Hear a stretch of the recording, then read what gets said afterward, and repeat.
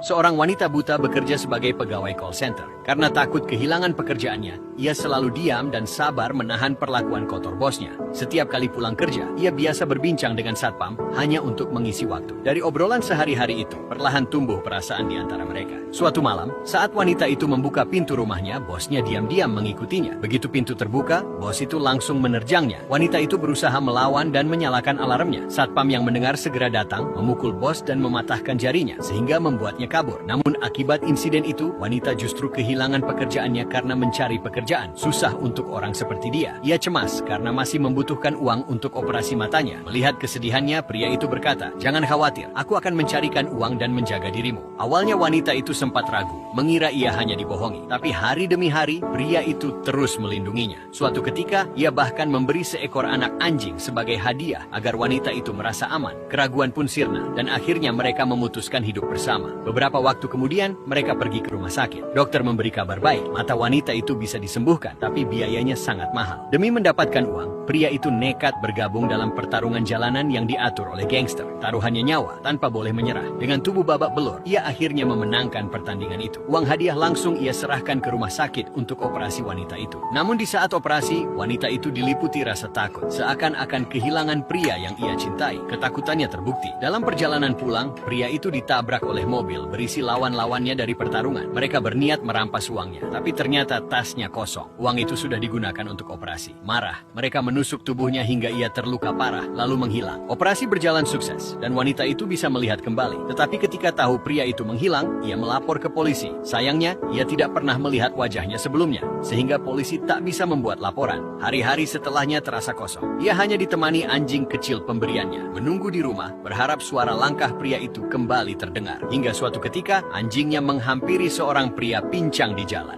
membuat pria itu terjatuh. Anjingnya terus menggonggong pada pria itu. Tapi wanita itu tidak menyadari, pria itu adalah orang yang selama ini bersamanya. Dengan kondisinya sekarang, pria itu merasa dirinya sudah tak pantas lagi berada di sisinya. Ia pun memilih pergi meninggalkan wanita itu tanpa berkata apa-apa. Wanita itu kemudian pergi bekerja di toko kerajinan tangan. Ia bertanya kepada temannya, "Siapa yang membeli karyaku tadi?" Temannya menjawab, "Baru saja, pria pincang membelinya." Wanita itu melihat anjingnya masih menggonggong terus sejak bertemu pria pincang tadi. Seketika wanita itu tersadar, dan ia segera berlari ke jalan tapi tidak menemukan pria itu. Lalu ia teringat nama tempat favorit mereka. Dengan sisa harapan terakhir, ia berlari ke sana. Sesampainya di sana, pria itu berdiri dengan tubuh rapuh dan tatapan penuh luka. Saat mata mereka akhirnya bertemu untuk pertama kalinya, wanita itu tak kuasa menahan air mata. Dunia yang selama ini gelap kini terlihat jelas. Namun yang ia lihat pertama kali adalah sosok pria yang rela menghancurkan dirinya demi memberi cahaya padanya.